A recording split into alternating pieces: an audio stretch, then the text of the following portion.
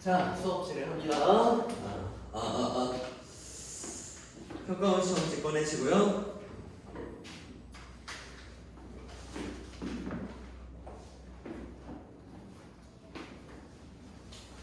이번 시험이 좀 어려웠지, 그렇지?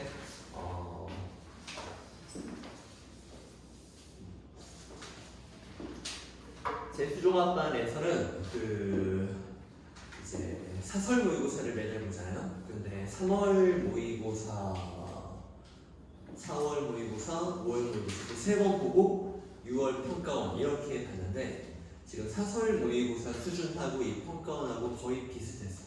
예. 그러니까 지금 너희들 고3 애들끼리의 경쟁도 생각을 해야 되지만 이제 지금 재수종합반 애들 걔네가 또 학기 후반부에 좀 많이 오르거든. 그러니까 걔네하고도 경쟁할 생각을 해야 되고 선생님이 항상 이제 이런 말을 좀 해주면 또 어디선가 이렇게 공부하는 애들이 있구나 하고 좀 자극을 받도록 이렇게 열심히 좀 하도록. 재수종합반 애들은 다른 이제 뭐 수시나 이런 것들에 너무 들뜨지 않고 살짝 얹어가는 식으로, 그리고 수능에 최선을 다하는 이런 공부를 좀 하고 있는데 요 난이도하고 좀 비슷한 난이도를 좀 봤었어. 전체 평균이 요 시험이 한 2점 정도 살짝 높게 나오는데 요거보다 조금 더 어려운 시험을 봐왔던 거지. 근데 계속 좀 당황했을지 모르겠는데 이렇게 난도가 좀 있는 시험에서 전체 시간 배분 연습을 잘 해줘야 돼. 시간 배분 연습을. 화작하고 문학 쪽에서 좀 준킬러라고 할까? 애들 시간이 좀 걸리게 하는 사고의 단계가 하나씩 좀 더 많은 이제 이런 약간 애를 먹이는 쓸데없이 좀 귀찮게 하는 이런 문제들을 좀 몇 개를 또 늘렸단 말이야. 그랬더니 아이들이 가장 많이 겪는 좀 어려움이 시험 전체 운영 시간이 부족한 거야. 그러니까 비문학을 예전보다 훨씬 더 부족한 시간에 들어가고 있어. 비문학은 한 40분 정도 남기고 들어가면 제일 좋거든. 더 남기면 더 좋죠. 그러니까 화작언매와 문학을 끝냈는데 한 9시 20분 정도? 요 정도는 돼줘야 비문학을 좀 제대로 공략을 할 수가 있거든.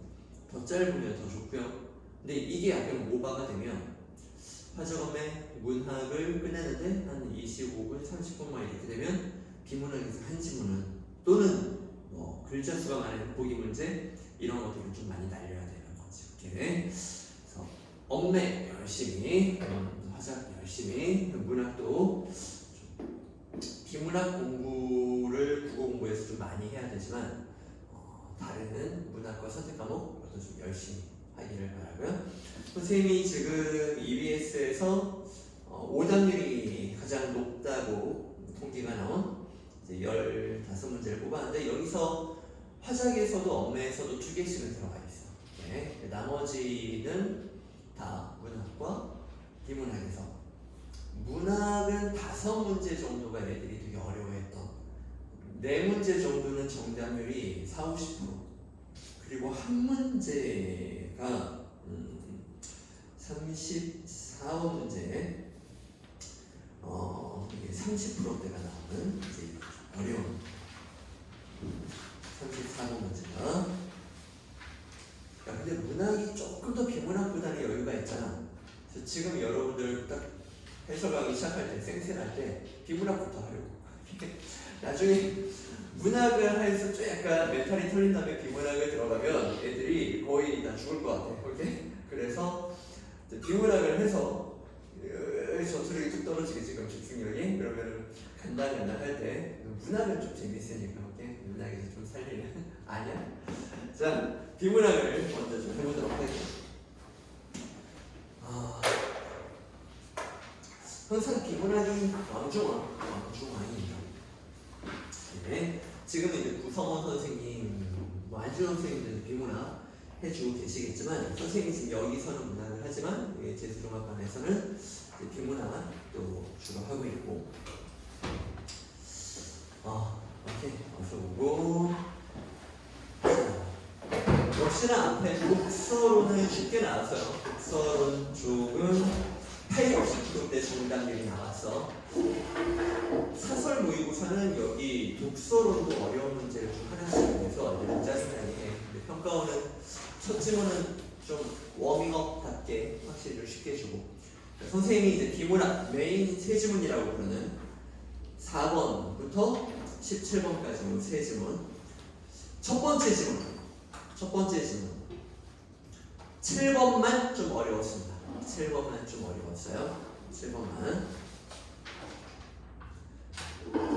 이 4번에서 7번 지문의 좀 주요 정보를 맵을 잡으면 구조 독해를 해보면 처음에 과두제라고 하는 게 나와요. 소수한테 권력이 집중되어 있다 이렇게 말합니다. 소수 권력.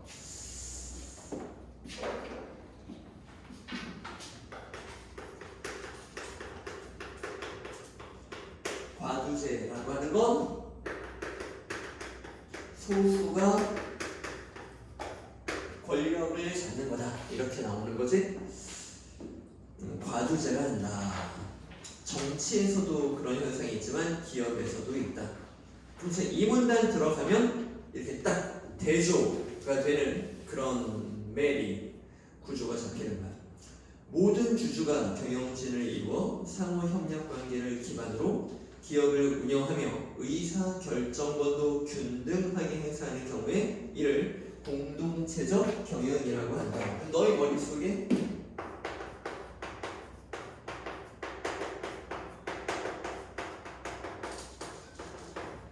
이렇게 이 지문을 좀 쉽게 공략을 했으면 좋겠다 하는 게 딱 이렇게 두 개의 매핑이 핵심이거든. 뭐 내용이 어렵지도 않았고요. 그렇죠? 그러니까 얘는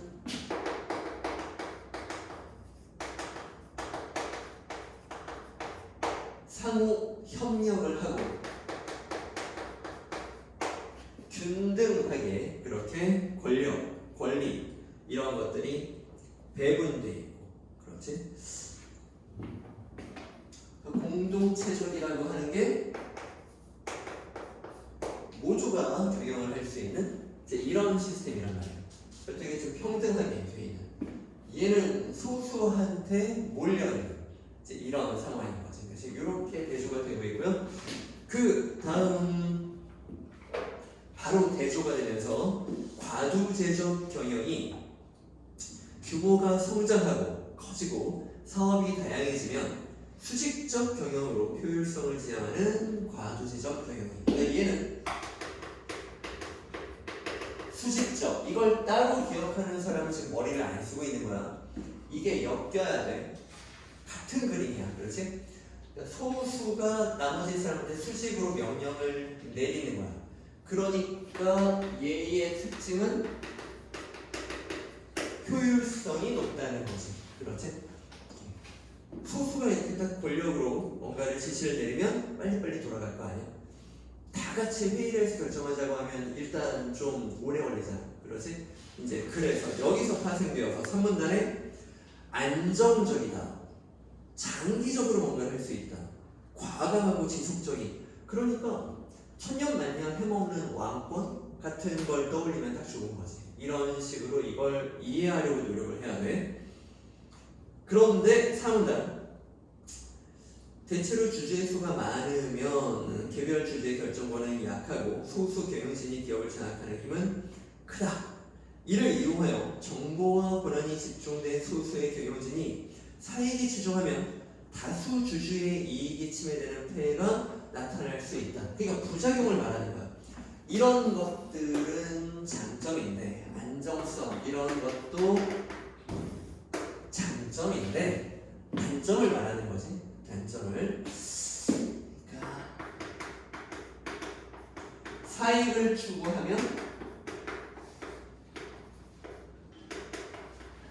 다수가 피해를 입는 거야. 이 소수 권력자들이 사익을 추구하면 그 소수 애들한테만 이득이 취해지기 때문에 다수가 피해를 입는 거야. 그러니까 이런 것들은 단점이 되는 거지, 그렇지? 그리고 정보 독점 같은 게 생길 수 있다는 거 아니야? 이런 것들. 그러니까 얘네가 다 해먹는 거야.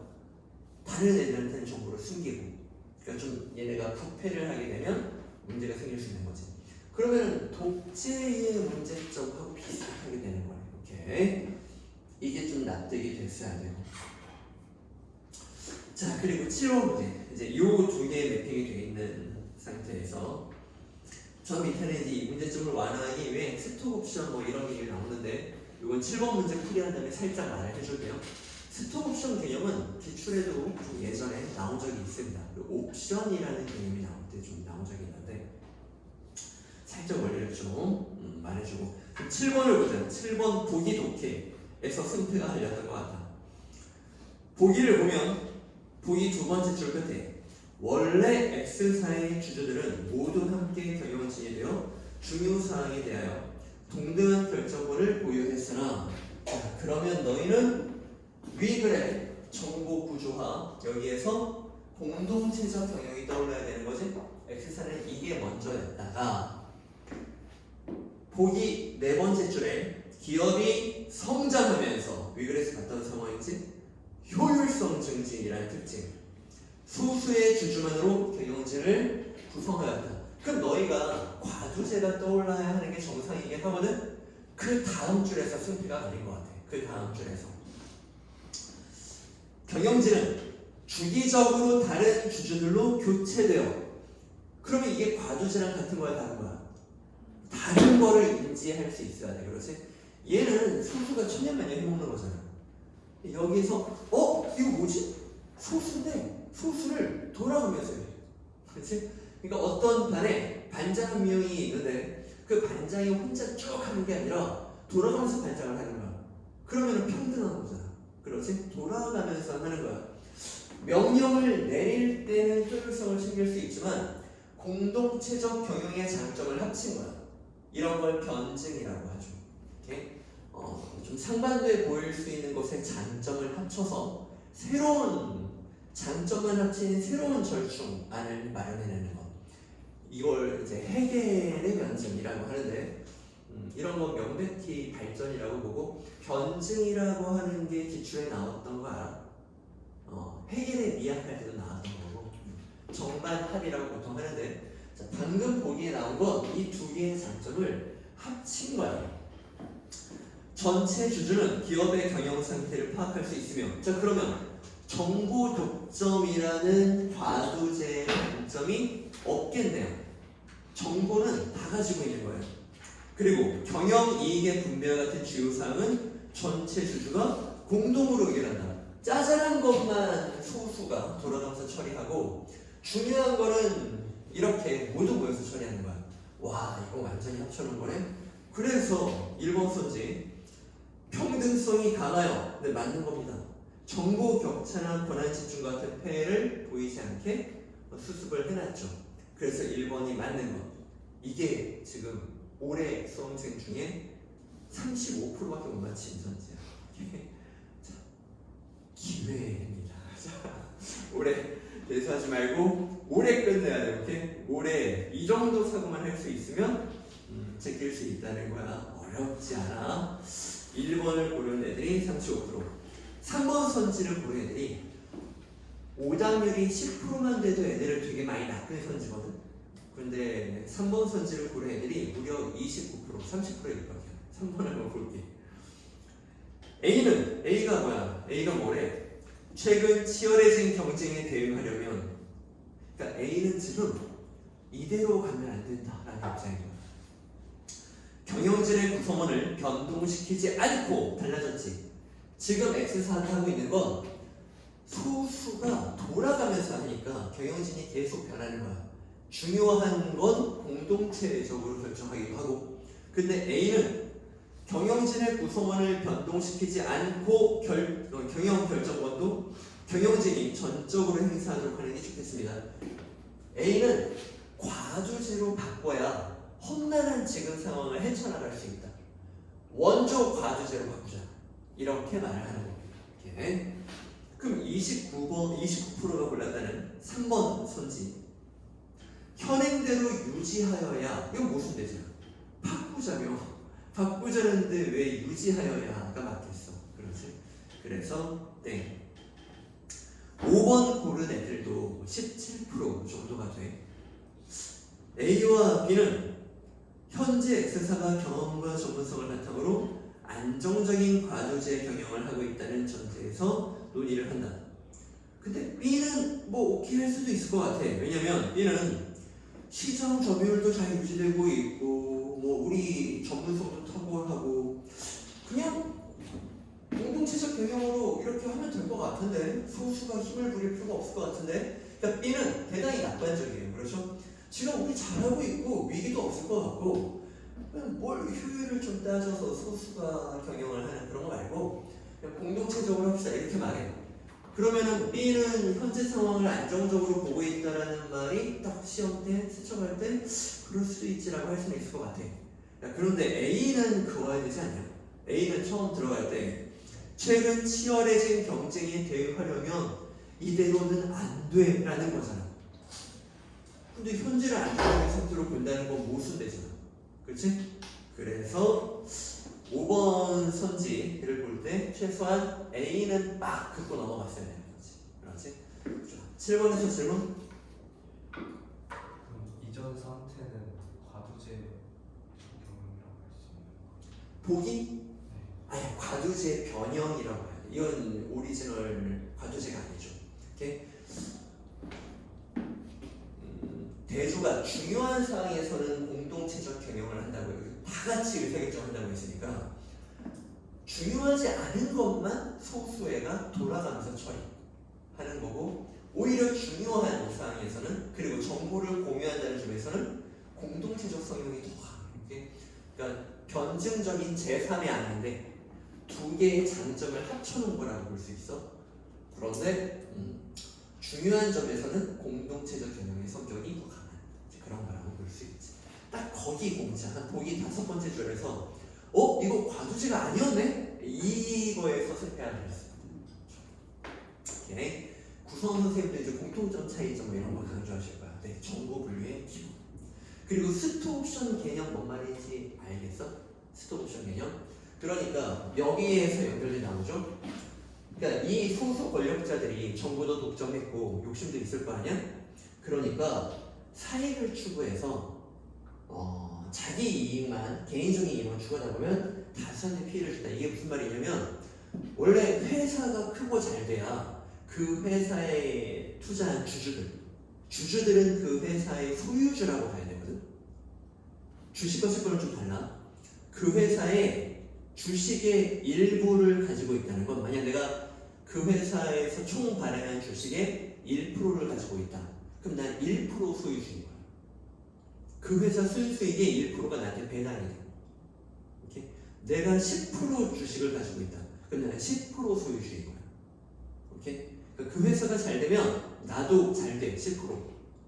그 회사가 망하면 나도 그 회사에 투자한 걸 다 날리는 거. 그러니까 주식은 그 회사의 일부 소유주인 거야. 뭔 말인지 알겠어? 그러니까 제일 그 주주들이 좋아하는 건 회사 자체가 잘 돼서 회사 가치가 커져서 그 회사의 가치가 커지면 그 회사의 주식값이 주식시장에서 오르는 거야. 오케이? 삼성이 예전에 한 주당 몇백 원일 때도 있었어. 지금은 한 주당 몇만 원이잖아. 이게 몇십 배로 오르는 거지. 이해돼? 그럼 삼성이라는 회사 가치가 커지니까 삼성에 투자한 주주들은 그 자기들 재산이 커진 거지. 이해돼? 그런데 얘네가 자기 개인적인 이익을 추구하느라 쉽게 말하면 뭐 횡령한다고 예를 들까? 횡령을 했어. 그리고 아니면 자기들과 결탁한 어떤 안 좋은 회사와 계약을 시켰어. 그럼 그 회사 품질은 점점 떨어지고 회사의 가치는 떨어지고 회사의 이미지는 안 좋아지고 그러면 그 주주들은 다 피해를 입는 거잖아. 그 개인이 돈을 빼돌리느라. 그러니까 스톡옵션 같은 걸로 이 문제를 해결한다는 거야. CEO한테 지금 네가 미래에 우리 회사 주식을 정해진 값에 거래할 수 있는 권한을 줄게. 그러니까 포기해도 되는 거야. 그러니까 지금 우리 회사 주식값이 한 주당 10,000원이네. 그럼 네가 5년 후에도 우리 회사 주식을 10,000원에 거래할 수 있게 해줄게. 이렇게 권한을 주는 거야. 스톡 옵션 권한을 주는 거야. 그러면은 머리 좋은 CEO라면 어떻게 할까? 죽도록 일해서 그 회사 가치를 올려놓는 거야. 그럼 만약에 그 회사의 가치가 너무 커져서 주당 50,000원에 거래가 되는 회사가 됐어. 그러면 자, 나 스톡 옵션 권한 행사. 그렇지? 나는 지금 우리 회사 주식 10,000원에 거래할 수 있는 권한 나한테 있어. 그럼 50,000원에 거래가 되는 주식을 얘는 10,000원에 사는 거야. 그럼 그대로 시장에 주식시장에 팔아. 그럼 한 주당 40,000원의 이익이 나는 거야. 얘는 벼락부자가 되는 거야. 회사의 가치를 엄청 키워서. 그러니까 다수 주주가 피해를 입는 일이 없이 다수 주주도 축제고 얘도 사익을 추구했고 이렇게 스톡 옵션을 주는 거지. 걔가 좀 게을러서 그 회사 가치가 떨어졌어. 그 회사 가치가 한 주당 5,000원에 거래가 돼. 그럼 얘는 포기. 그 권한이니까 의무가 아니라 한 주당 10,000원에 거래할 수 있는 권한을 포기해버리면 되는 거야. 아니 시중에 5,000원에 거래가 되는데 살 거면 5,000원에 사지 왜 10,000원에 사? 그렇지? 권한을 발동해서 10,000원에 비싼 것을 사지는 않을 거 아니야? 그러니까 손해볼 것 같으면 권한을 행사 안 해. 그러니까 그런 선지도 하나 있었지? 6번의 답이 2번인데 6번의 1번 선지. 하락하더라도 손실이 있지 않을 수 있다. 이 말은 그 말이야. 걸리니까 그냥 하락하면 포기해버리면 돼. 그럼 남들과 똑같은 상황이 되는 거야. 근데 이 회사 가치가 올랐어? 그러면 스톡옵션 권한을 행사해서 차익으로 돈을 벌어버리는 거지. 그럼 얘는 회사를 열심히 키우려고 할 거고 다수가 피해를 보는 게 아니라 다수의 주주가 다 이득을 보는 상황이 될 수 있는 거야. 오케이. 스톡옵션은 그런 개념이야. 질문? 됐어? 좋아. 다음 질문. 8번에서 11번 질문. 9번 문제가 하나 이제 어렵게 나오는데 이게 서열 1위야. 너희가 본 시험에서 제일 많이 틀린 정답자가 야 나는 이번 시험처럼 20%대 정답률이 펑펑 터지는 시험을 본 적이 없어. 예전에 20%대가 하나 있는 시험 봤거든. 옛날에 30%대 정답률이 하나 있는 시험 보고 야 무슨 30%대 정답률이 있냐? 버려 막 이랬었는데 요즘은 30%대 정답률은 정말 흔해지고 20%대 정답률이 가끔 하나씩 보였는데 이중차분법 평가원 시험에서 그 첫 번째 문제가 20%대 이렇게 나오고 그랬는데 이게 21%. 자, 5분의 1만 맞추고 네, 5분의 4는 틀린 문제입니다. 아마 이거는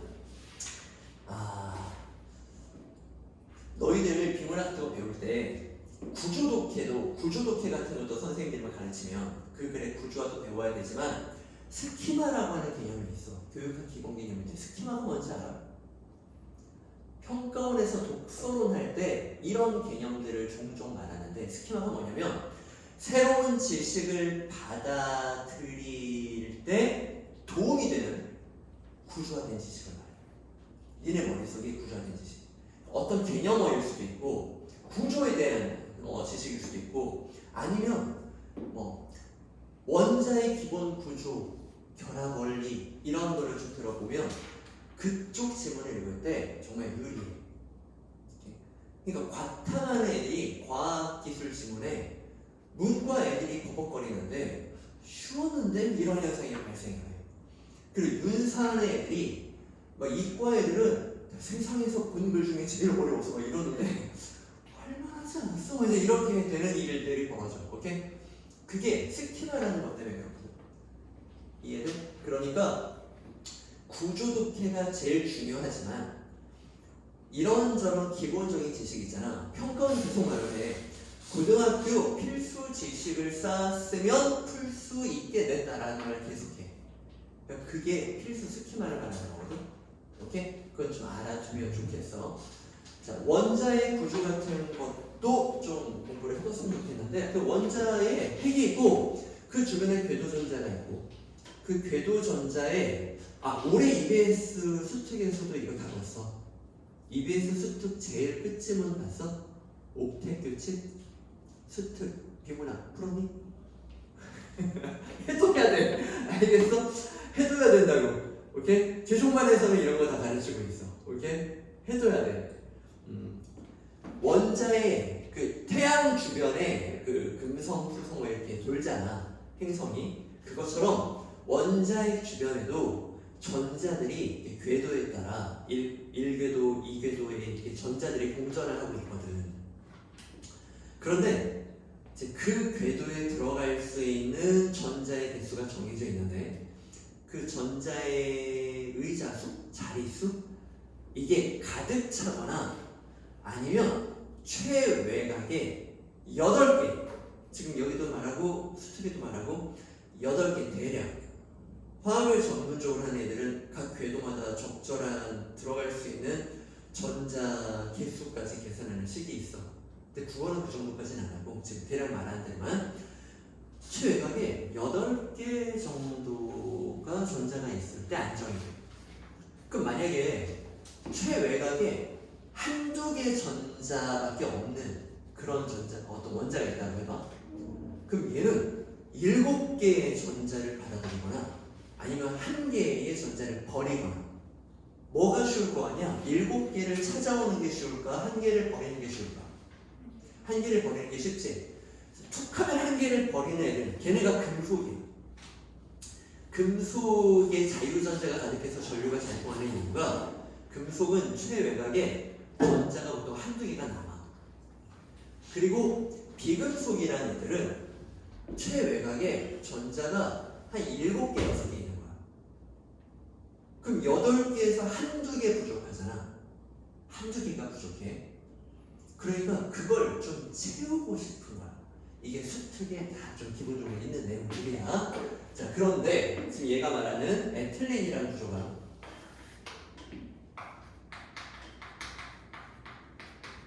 에틸렌이라는 애가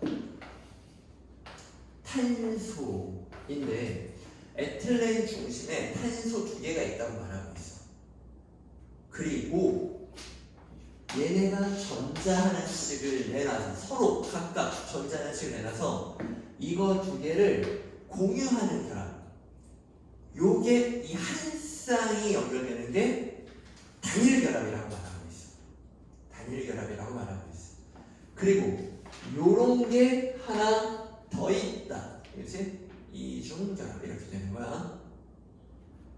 그리고 이렇게 말하는 거지. 하나는 좀 세고 하나는 쉽게 끊어지는 결합이다. 측면에서 이렇게 말하는 거야. 머릿속에 이렇게 구조가 그려졌어요.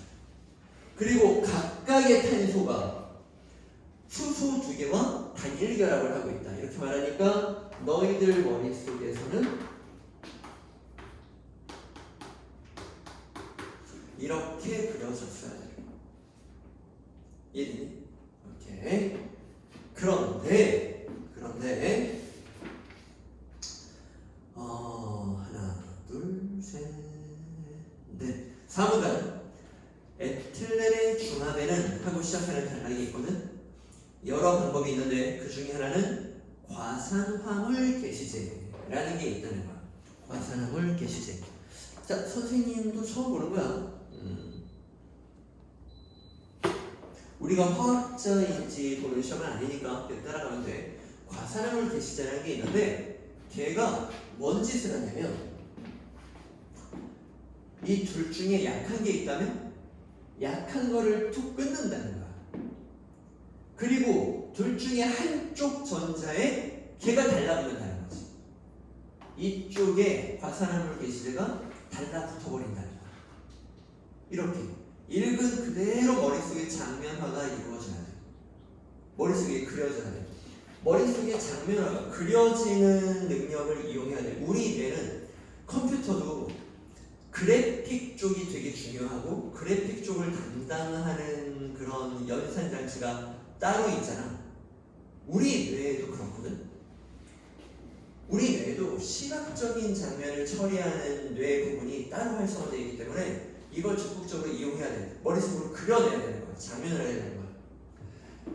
자, 한쪽과 결합을 하면 이 한쪽이 얘는 원래 결합이 돼 있어야 되는데 결합을 못한 빈손이니까 이게 불안정하다는 거지. 뭔가와 결합을 하고 싶어 한다는 거야. 그래서 얘가 이 남은 한쪽 불안정한 얘가 뭐 한다는 거야? 또 다른 에틸렌 분자를 가져와서 약한 부분을 끊고 아까 과산화 나블라블이 했던 그 짓을 얘가 또 한다는 거야. 한쪽에 결합을 한다는 거야. 그럼 에틸렌의 또 다른 한쪽이 또 빈속이 되는 거지.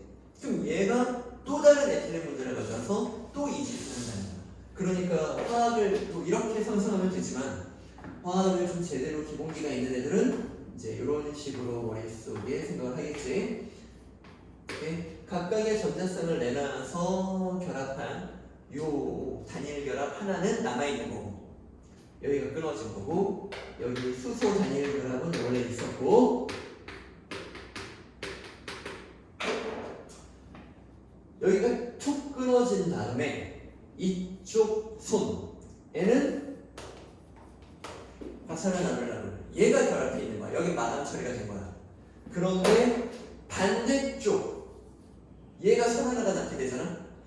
얘가 불안정한 거야. 얘가 결합하고 싶은 거야. 그러니까 얘가 나는 누구랑 결합해 하다가 또 이런 애를 데려오는 거야. 그래서 끊고 얘가 여기 결합하는 거야. 그럼 얘도 할 수 남잖아. 그럼 얘도 또 다른 에틸렌을 가져와서 끊고 한쪽과 결합하는 거야. 그럼 또 걔도 할 수 남잖아. 이렇게 한쪽으로 계속 성장하는 일이 벌어지는 거지. 언제까지 이걸 계속해? 이런 사슬이 여러 개 있을 거 아니야? 또 다른 사슬도 한쪽으로 계속 성장하고 있을 거 아니야? 두 사슬이 그 한 손씩 남은 것을 결합시키면 끝! 엔딩! 지문은 이런 설명을 하고 있는 거야. 이게 머릿속에 그려지기만 하면 이게 1위짜리 문제가 아니게 되는 거지. 그렇지? 9번 문제 1번 선지를 봐. 성장 중의 사슬은 방금 그 장면 그 양쪽 끝부분에서 불안정한 탄소 원자가 생성된다. 양쪽 끝부분 일단 불안정한 탄소 원자가 생성 그 말이 좀 이상하긴 하지만 양쪽 끝이 아니라 한쪽 끝으로 계속 불안정한 것이 나와서 한쪽 끝으로 계속 에틸렌을 붙이면서 성장하잖아. 그렇지? 그러니까 뒤에 불안정한 탄소 원자 여기에 대해서 이걸 원자라고 말하는 게 맞나 틀리나 여기서 고민할 필요가 없어. 한쪽은 마감 처리가 돼 있고 한쪽으로 성장하는 거거든. 여기 그냥 확 끌어버릴 수가 있는 거지. 무려 37%가 내가 아까 10%만 골라도 오답이 높은 거라고 했지. 37%가 2번을 골랐어. 대박. 자, 사슬의 중간에 또 두 탄소 원자가 서로 전자를 하나씩 내어놓아 보면 자, 단일 결합이 서로 전자를 하나씩 내놔서 결합하는 거야. 전자 하나씩 내놔서 한 쌍이 이어지는 게 단일 결합이야. 그러니까 지금 수많은 에틸렌 분자들이 덕지덕지 붙어 있는데 그 에틸렌 분자들 하나마다 요 단일 결합 하나씩은 다 남아 있는 거잖아. 그러니까 중간에 존재한다. 그렇지. 바글바글하지. 그렇지. 바글바글 존재하는 거. 오케이. 아마 전자를 하나씩 내어놔. 이거 이중결합 아니야? 뭐 이런 식으로 착각한 거 아닐까? 하여튼 애들이 왜 이걸 못 골랐을까? 이런 그림이 그려지면 이제 이렇게 그림이 그려지면 지금 요거 얘기하는 거거든요. 요거 얘기하는 거예요. 에틸렌 분자 하나마다 이게 다 있는 거예요. 그러니까 오케이. 그래서 그대로 그려놓으면 됩니다. 그래서 화학 그 기본 스키마 이건 화학을 탐구를 해야 되는 게 아니라 이제 비문학 같은 거 할 때 선생님들이 설명을 해주실 때가 있을 거예요. 그때 알아두면 쉽습니다. 자, 이 지문에서 질문. 그럼 이런 구조가 나왔을 때 그려보면 헷갈리면 그려보는 것도 괜찮고, 근데 이제 머릿속에 쉽게 암산처럼 그렇게 되면 굳이 그릴 필요는 없게. 그래서 이렇게 보면 돼. 선생님은 어느 곳에 반드시 체크를 해라 라는 게 훈련을 할 때는 괜찮은데 실전에서는 굳이 그럴 필요가 없는 것 같고, 선생님도 실제로 구조독해 연습을 많이 하면 중간까지는 거의 체크 없이 그냥 특징 같은 거 툭툭 이렇게 하고 대조해야 되는데 너무 설명이 작다 해요. 그럼 한쪽은 동그라미, 한쪽은 막 역삼각형 뾰족뾰족 티가 나게 그렇게 동그라미 쪽과 뾰족뾰족 쪽 이렇게 체크를 하고 어쩔 수 없이 내 기억에 보조 수단이 필요할 때 그러니까 못을 손으로 먹는 게 힘들 때 망치를 쓰듯이 필요할 때만 그때만 체크를 써요. 그러니까 체크는 약간의 돈을 투자해서 내가 더 큰 이익을 벌을 수 있을 때 그럴 때 하는 거야. 체크를 실전에서 꼭 해야 된다는 감각을 가지고 내 머리를 훈련시켜서 내 머리로 그냥 되면 그리고 아까 말한 스키마 능력도 많아지잖아. 쌓이잖아. 그러면 체크 없이 이건 내가 뻔한 내용이지. 그리고 당연하지라고 연결이 되잖아. 내 스키마에 당연하지라고 되면 당연한 것들을 너희는 신경 안 쓰지. 너희들 걸을 때 이렇게 해야 된다고 신경 쓰면서 걷니? 아닌 것처럼 엄마가 아침에 야 오늘 차 조심해 앞자 챙겨 먹고 감기 조심하고 올 때 아빠한테 좀 들어서 아빠가 주는 바구니 하나만 좀 받아와. 엄마가 이렇게 4가지를 당부했어. 너희는 뭐에 집중하지? 아빠 그 심부름에만 집중하지 않을까?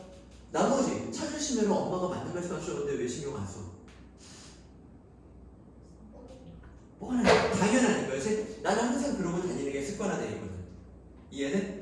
그러니까 스키마 같은 걸 평소에 좀 많이 해두라고 하는 게 그런 지식들이 고등학교 필수 지식이 평가원에서 맨날 말하는 고등학교 필수 지식을 공부를 잘했으면 쉽게 풀 수 있게 됐다라는 말은 그거 없이 풀기는 어려웠을 거다라는 걸 인정하는 거거든.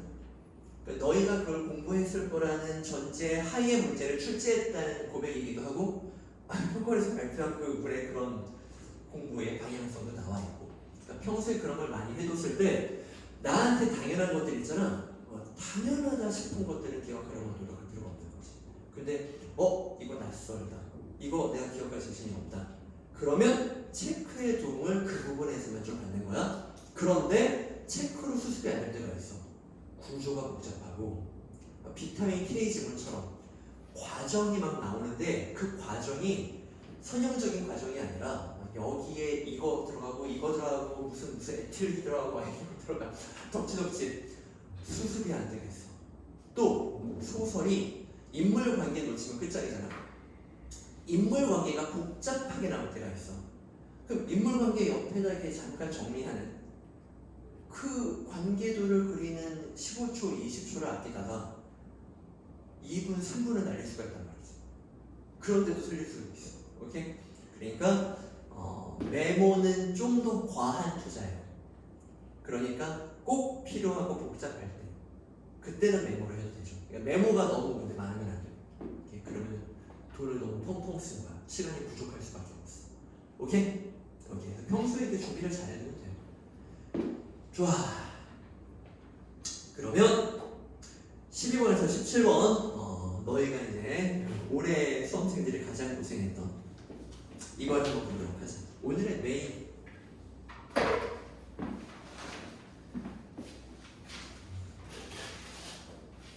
너희가 가고 싶은 학교는 거의 그 수준에서 이 지문에서 결정. 이게 수능이었다면 이게 정말 수능이었다면 이 지문에서 대학이 결정됐습니다. 오케이? 해보자. 배울 게 많을 것 같아요.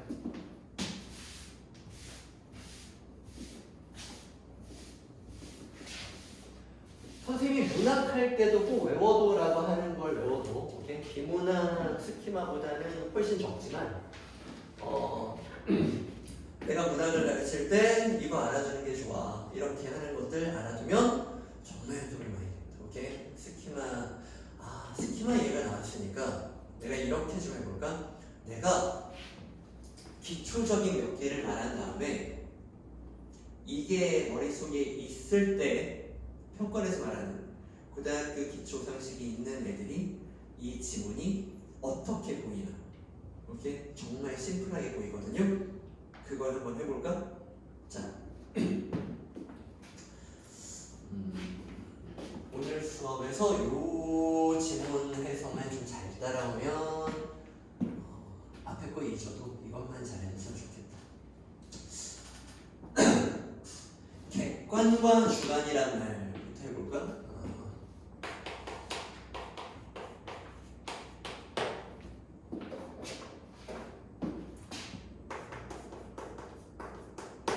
누가 봐도 인정할 만한 이제 그런 사실들 이런 것들을 객관적이라고 하고 개인의 감정, 선호도, 이런 판단, 평가 이런 걸 주관이라고 하지.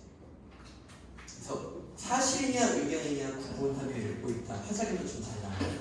그런 선지기도 하고 소설에서도 논평이다 아니다.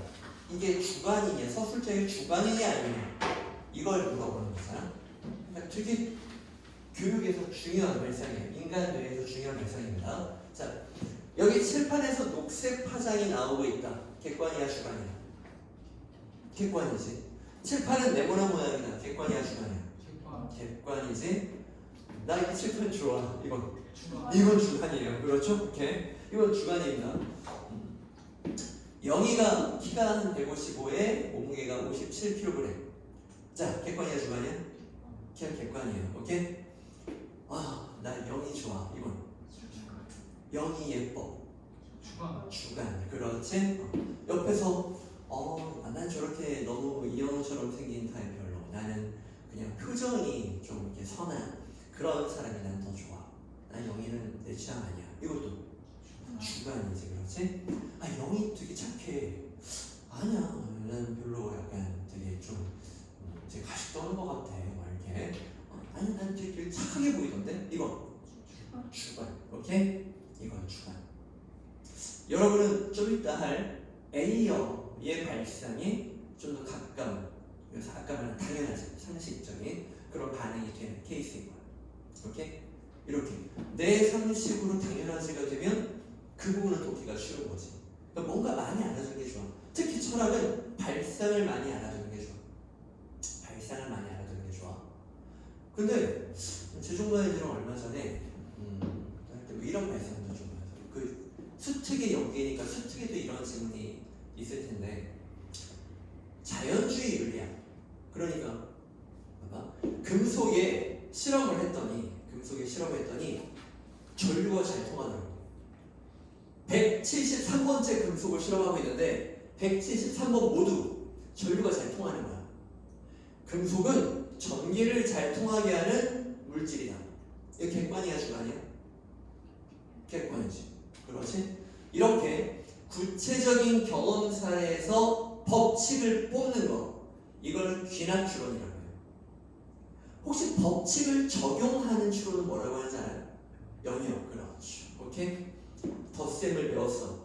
그럼 2 더하기 3은 5다. 그렇지? 이렇게 법칙을 적용하는 것, 이걸 영역 추론이라고 해요.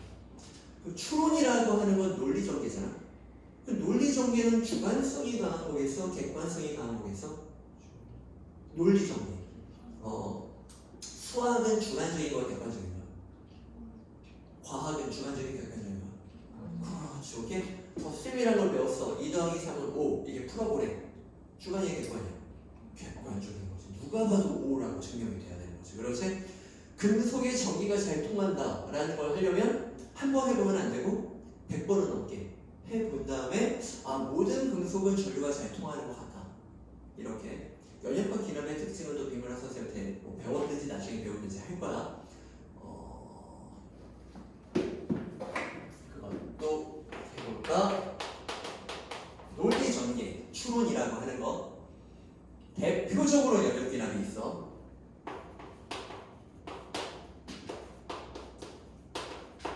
혹시 내가 지금 왜 노란색 분필을 쓰는지 알겠어? 의도가 있는데? 객관적인 것에 속하는 거야. 오케이? 객관적인.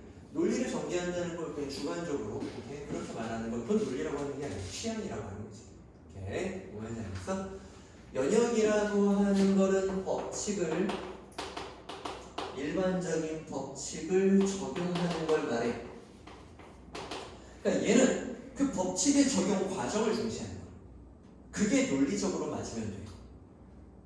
얘들아, 2 더하기 3은 5라는 게 경험에 의존하는 것 같아. 경험 이전에 머리를 쓰는 거. 그걸 선험적이라고 하거든.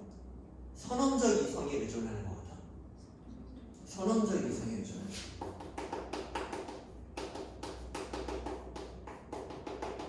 오케이? 2 더하기 3은 5. 2 더하기 3을 했는데 5가 나오지 않아도 경험을 해봤더니 얘는 이제 법칙을 도출하는 건데 뭐 하다가 경험하다가 실험 같은 게 대표적인 거죠. 실험 같은 게 대표적인 거예요. 경험을 해서 막 금속의 전류를 통하게 해봤더니 173번째가 전부 다 전류가 통하더라고. 모든 금속은 전류를 통하게 하나봐. 이렇게 법칙을 일반화된 걸 뽑아내는 게 귀납추론. 이건 사람만 잘하는 게 아니라 그냥 뇌 달린 동물들은 다 잘해요. 오케이? 강아지도 이렇게 자기를 때리는 사람을 경험해 봤으면 사람만 보면 도망가고 막대기 같은 건 보면 도망가고 패턴화가 되는 겁니다. 법칙을 있는 거예요. 오케이? 뾰족한 거에 찔려본 고슴도치에 찔려봤다. 뭐 그러면은 이렇게 뾰족하거나 방송 같은 거나 이런 거만 봐도 도망가는 동물들. 패턴화를 하는 거지. 패턴화를 하는 거예요.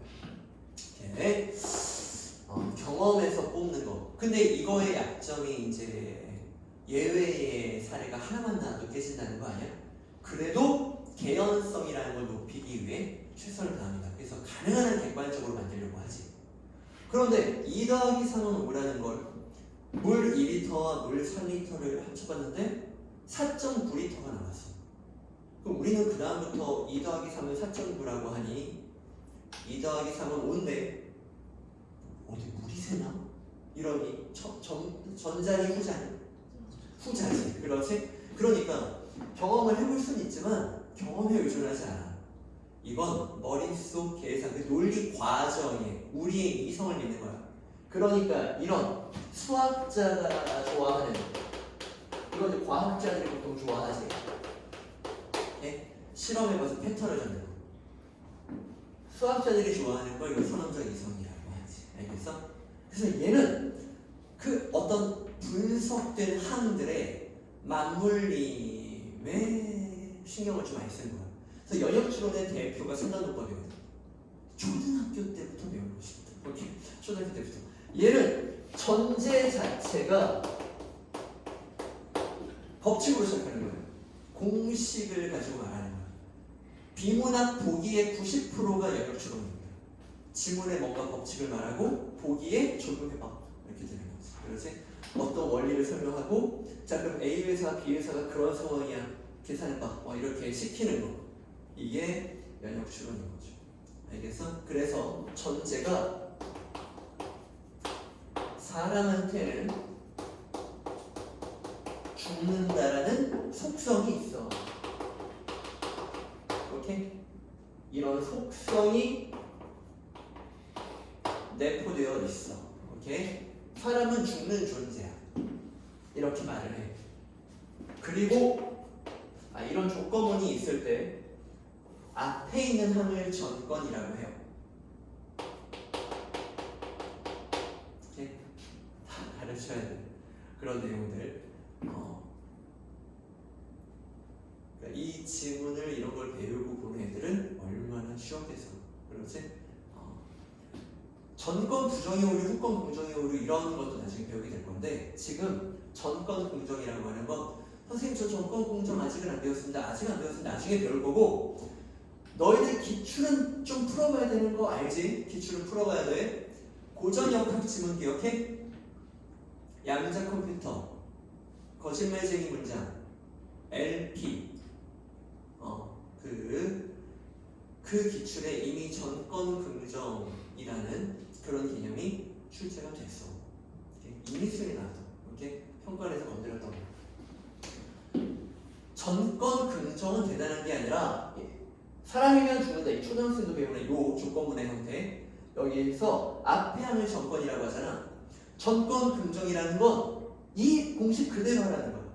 사람은 죽는다고 했다. 그러면 자 이제 철수가 사람이다. 그대로. 그럼 결론은 뭐겠어? 죽는다. 이렇게 되는 거야. 예, 그대로 해. 이게 전건 긍정인 거야. 오케이. 이러면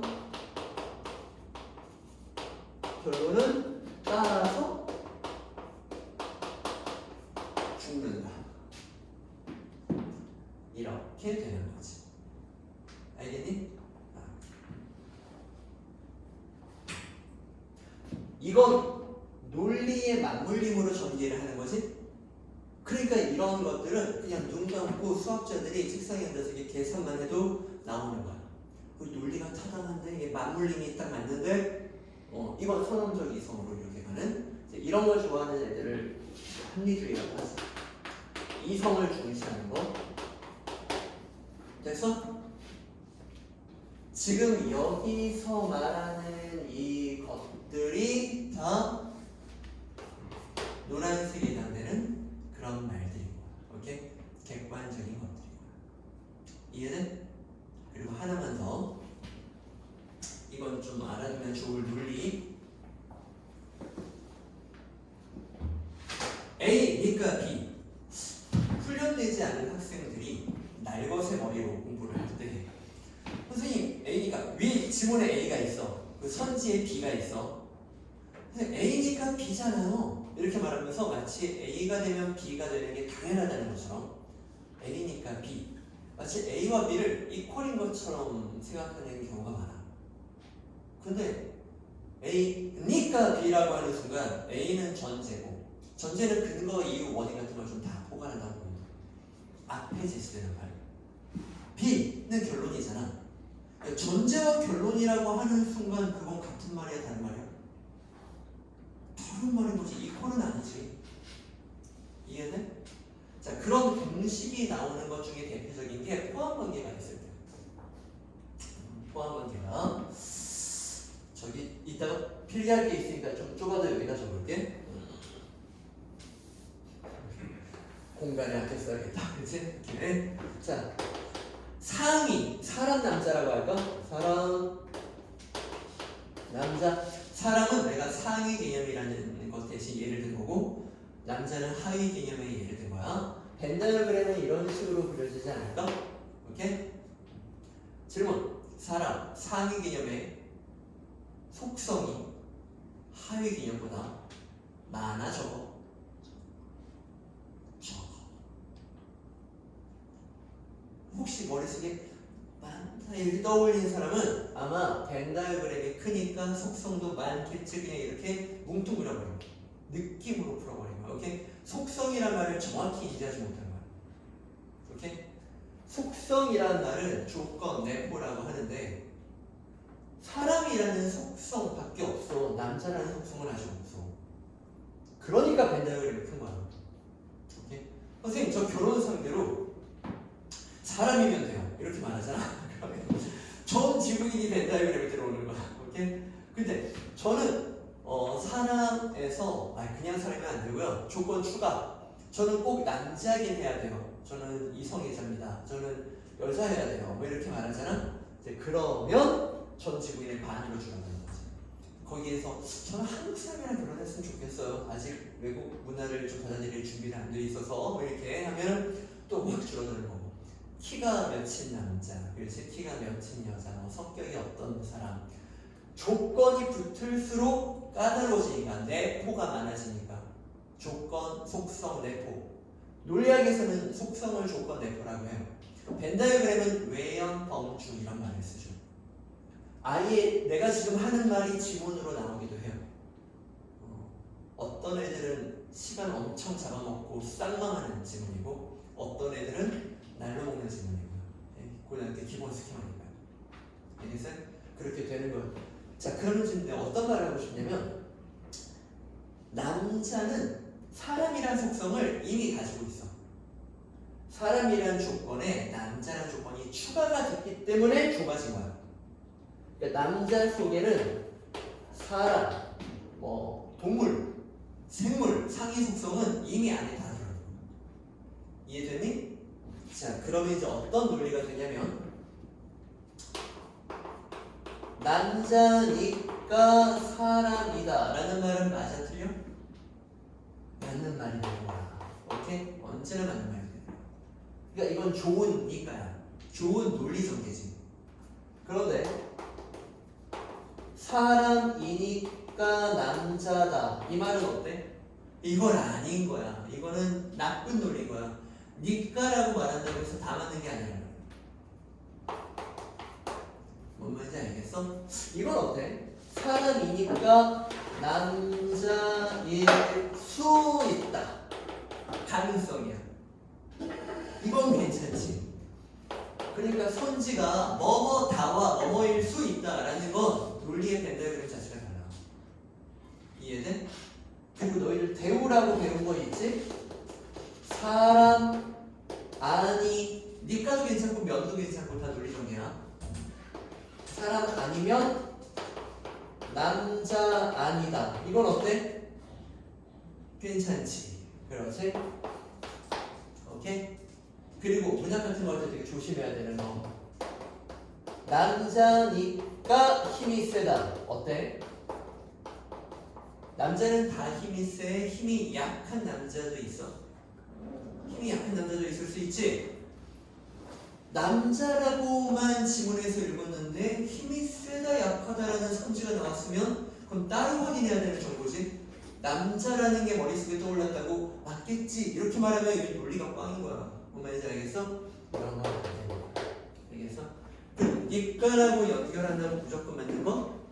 아니겠네. 좋은 니까가 있고 나쁜 니까가 있는 거야. 이런 기본 논리는 충분히 연습이 돼야 되는 거야. 이해돼? 그리고 지금까지 내가 말한 이런 것들은 전부 다 노란색이야. 까먹은 거 아니지? 나는 객관, 주관. 오케이? 이런 얘기를 하고 있어. 그래서 야 근데 학문을 하는 사람들은 객관적으로 증명하고 싶어 하는 거야? 주관적으로 그냥 말하고 싶은 거야? 객관적으로 이제 학문인데 그렇지? 학문이 되려면 좀 객관적이어야 되지. 그럼 윤리 니네 아까 니네 입으로 말했어. 영희는 예쁘다 주관, 영희 착해. 아 난 지금 별로더라. 착하다도 주관이라고 했어 너희는. 맞지? 근데 학자들은 난 진짜 착한 것 같아. 이걸 학문이라고 할 수는 없잖아. 그렇지? 그러니까 이걸 증명하고 싶은 거야. 이해돼? 그런데 자연주의 윤리야 이런 애들은 윤리를 자연과학적으로 접근을 해. 그러니까 이런 식인 거지. 야 귀납추론으로 금속을 173번째 지금 전류로 실험을 하고 있는데 173번째 전기가 잘 통하더라고. 그럼 모든 금속은 전기를 잘 통한다. 꽤 개연성 높은, 꽤 객관적인 그런 귀납추론 학문이라고 할 수 있지 않나? 마찬가지로 사람을 173번째 보고 있는데 173명째 보고 있는데 사람이 173명이 다 지나가는 저기 얼어 죽게 생긴 사람을 도와주더라. 여보세요? 일어나세요? 경찰 부르고 또 덮어주고 오케이? 사람은 윤리적인가 봐. 그게 관찰하는 거야. 오케이? 왜 착한지 검증하는 게 아니라 그냥 이렇게 관찰해서 금속에 전류 실험하는 것처럼 사람은 남을 돕더라고. 그러니까 사람은 윤리적인가 봐. 이렇게 윤리를 과학적으로 접근하려는 시도도 있을 수 있겠네. 그런 사람들은 우리가 아까 상식대로 하면은 도덕은 윤리는 주관적인 거였는데 객관적으로 증명해 보려는 좀 시도 발버둥이라고 말할 수가 있겠지. 여기까지 대화가 돼서 야 너희랑 나랑 지금 잠깐 얘기 나눈 거야. 그렇지? 잠깐 얘기. 선생님이 응축해서 체계적으로 말해주긴 했지만 사실 뭐 전체 교육과정에 비하면 많은 시간을 드린 건 아니야. 자 이제 이 글이 어떻게 보이는지 한번 볼까? 어떤 사람들에는 이 글이 이렇게 보입니다. 자 갑니다. 잘 따라와. 각을 너희들 잠깐 좀 쉬어야 되나? 야 5분만 쉴게. 화장실 갔다 오고 쉴 사람 좀 머리 쉬고 꼭 씹을 사람 꼭 씹고 5분만 있다 시작합니다.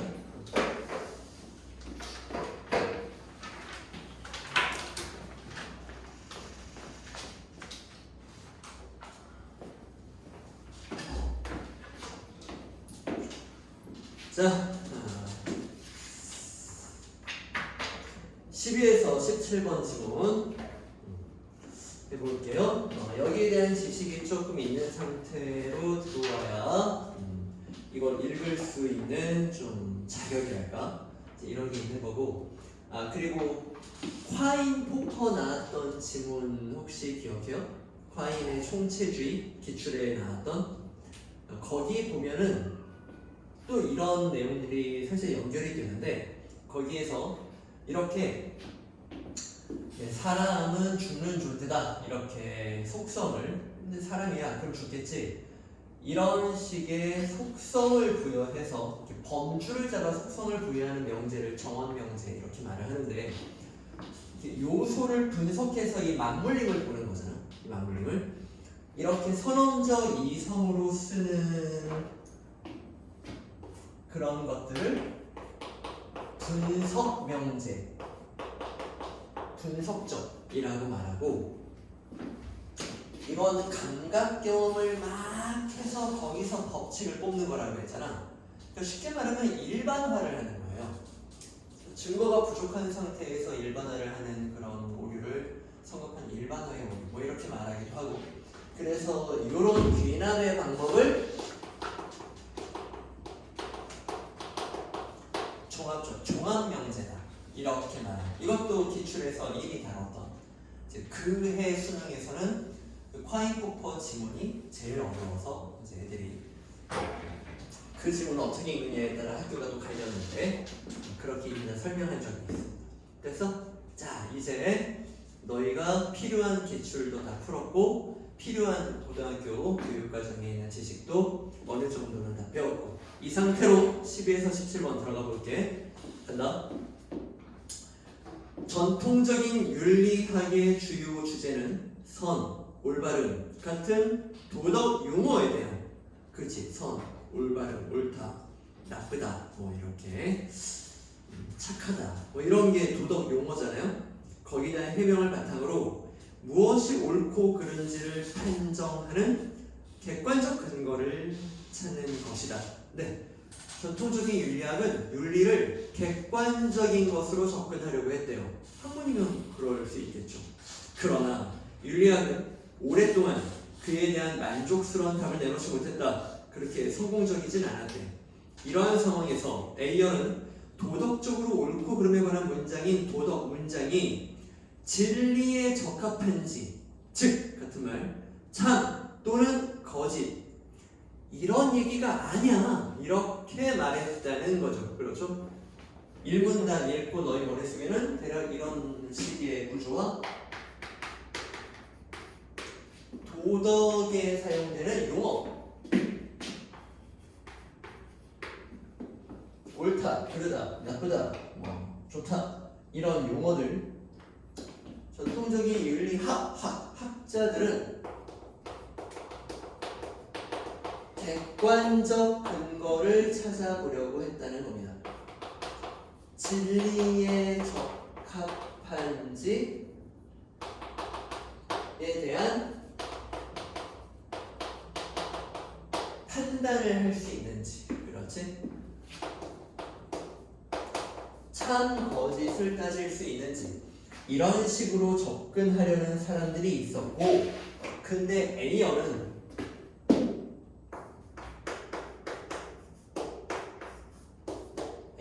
사람은 야 도덕 문장은 도덕 용어를 그렇게 쓰면 안 되는 거야. 도덕 문장이라고 하는 건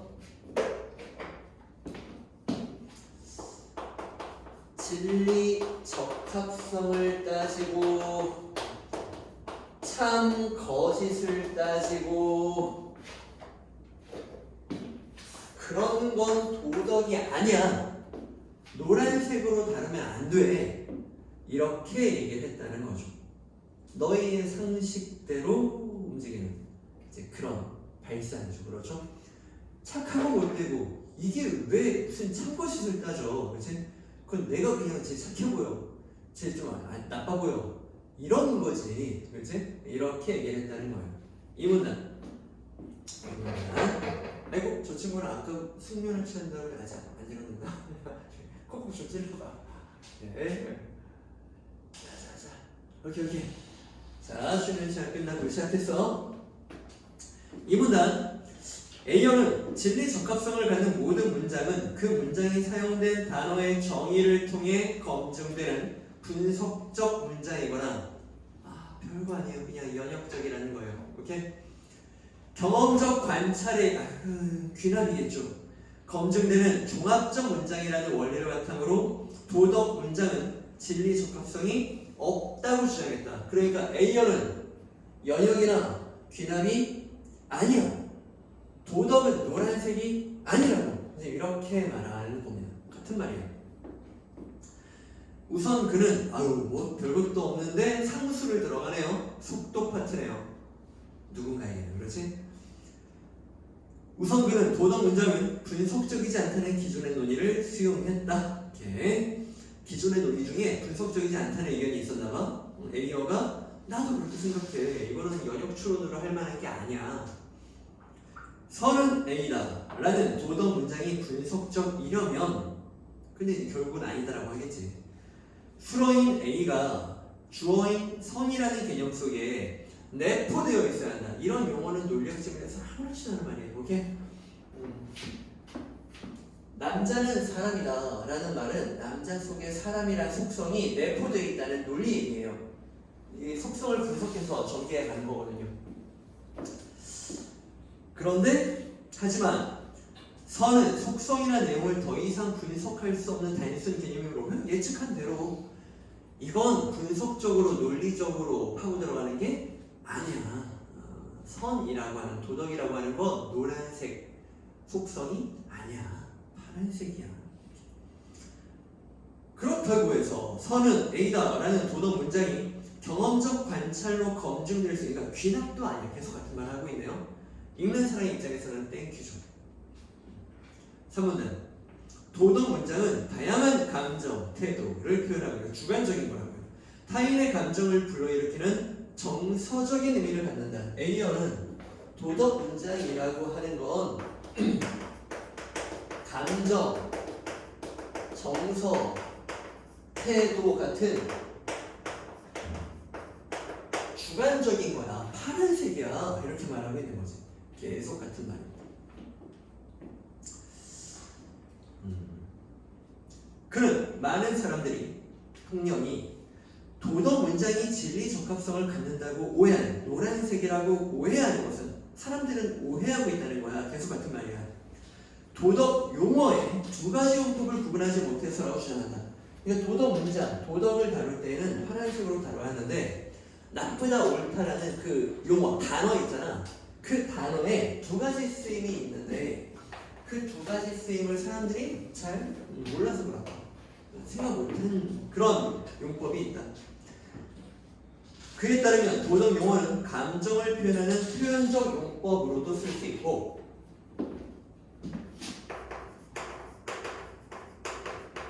표현적 용법으로 쓰는 건 감정, 주관으로 쓴 거고 세계에 관한 어떤 사실을 기술하는 설명문처럼 쓰는 게 있다는 거야. 설명문처럼 쓰는 사실을 기술하는 이 기술은 당연히 스킬이나 뭐 이런 그런 게 아니라 이제 쓰다 이렇게 이제 서술하다 설명문 같은 그런 기술적 용법이 있다는 거지. 만약 도둑질은 나쁘다가 도둑질이 사회적으로 배척된다는 사실을 기술하는 문장이라면 이 문장은 도덕적 옳고 그름을 말하는 게 아니야. 도덕의 의미로 쓴 게 아니야 이런 말인 거지. 도둑질은 나쁘다 해서 나쁘다가 도덕 용어이긴 하지만 그건 도둑질은 형법 몇 조에 의거해서 이 사회에서 배척되어 교도소에 갇히는 그런 범죄다 라는 사실을 말하고 싶어서 나쁘다 이렇게 말했다면 그건 사실 도덕적으로 쓴 게 아니라는 말인 거야. 그건 설명문에서만 쓰일 거지. 그건 노란색이라는 거야. 오케이. 따라서 이 문장이 도덕 문장이 아니고 그렇지 도덕 용어를 엉뚱하게 쓴 거란 말이야. 이게 도덕 문장이 아니고 경험적으로 검증이 가능한 그거는 논리에서 다룰 수 있는 용어였다는 거야. 반대로 그 문장이 도둑질에 대한 화제의 감정을 표현한 문장이라면 이는 도덕 문장이며 그거 나빠 안 돼 그럼 사람이 그러면 안 되지 이런 의미로 썼다면 그게 도덕이라는 거야. 크게 파란색으로 쓰는 게 그게 도덕이라는 거예요. 오케이?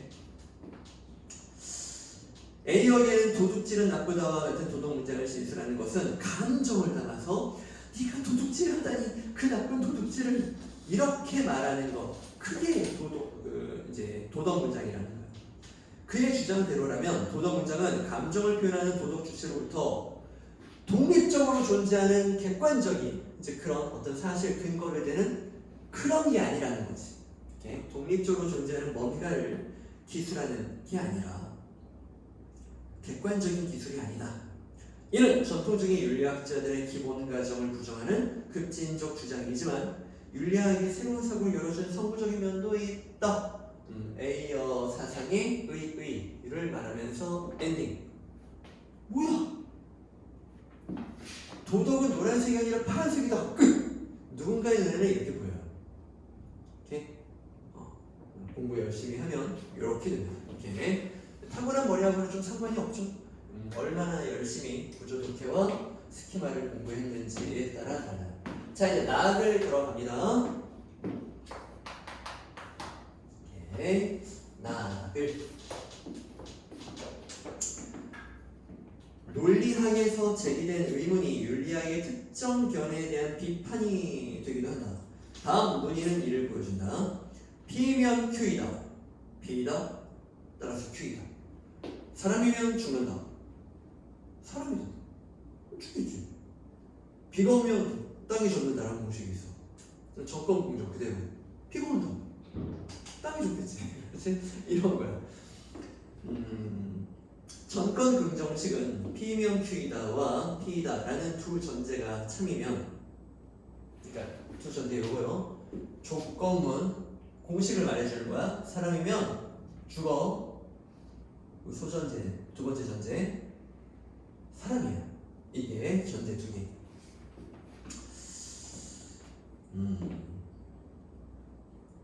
오케이. 두 전제가 참이면 결론 Q이다는 반드시 참이라. 연역 추론에 이게 반드시 이 과정이 선언적 이성으로 100%다. 이걸 자랑하죠. 연역 추론은 타당하다. 그런데 어떤 문장이 단독으로 진술되는 경우에는 그럼 너희들 머릿속에는 요게 떠올라야 되는 거지? 전제 2에 사람이면 이거 말고 사람이다 요거 단독으로 쓰이는 거. 오케이? 오케이. 전제 2 단독으로 쓰이는 경우에는 감정이나 태도를 표현할 수 있지만 그 문장이 조건문인 P면 Q이다의 부분으로 포함되는 경우에는 그렇지 않다. 이렇게 말하는 표현이 있는 거야. 바로 이해로 들어가요. 이렇게 되는 거죠. 전제 1은 조건문 일반 법칙이 있는 전제 1이고, 전제 2는 단독으로 쓰인 겁니다. 그렇죠? 그러니까 전제 1은 귤이 맛있다면,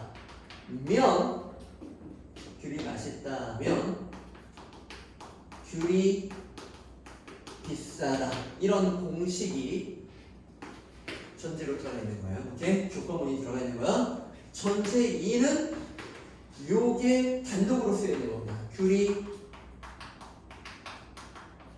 맛있다. 오케이? 자, 그럼 결론은 뭡니까? 조건 문장이 그대로 공식을 적용하면 되는 건데, 결론은 귤이 비싸다. 그렇지? 비싸겠지? 이렇게.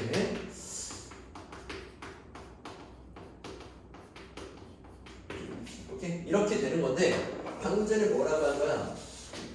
단독으로 쓰일 때요. 요 단독으로 쓰일 때. 요건 감정 정서를 담을 수 있지만 조건문에 들어가 있는 예요. 오케이? 얘는 감정 정서를 담는 게 아니다. 이렇게 차이를 말하고 있는 거죠. 공통적 차이점이 비문에서 되게 중요한 거 알지? 그렇지? 이렇게 말하는 거야. 오케이. 귤은 맛있다는 화자의 선호라는 감정을 표현한다. 뭐 이런 주관 이쪽에 선호라는 단어가 그냥 또 하나 들어온 거야. 주관, 감정, 정서, 선호, 태도 이런 말들은 지금 다 파란색으로 한 덩어리로 쓰이고 있어요. 자, 페이지 넘어와서 그 문장이 귤은 맛있다면 귤은 비싸다처럼 조건문의 일부가 되면 귤에 관한 화자의 선호를 표현하지 않는다. 그럼 선호가 아니다. 이에 전건 긍정식에 P가 감정이나 태도를 표현하는 문장인데 P면 Q이다의 P, 조건문 속의 P, P이다의 P 사이에 내용의 차이가 생기면 얘는 노란색이고 사실기술 이런 거지. 귤이 맛있다면 귤이 비싸다 할 때 그 맛있다라는 건 내가 먹어보니까 맛있더라 이게 아니라 이거는 13브릭스 이상 뭐 이런 식으로 객관적인 데이터가 필요하다는 거지.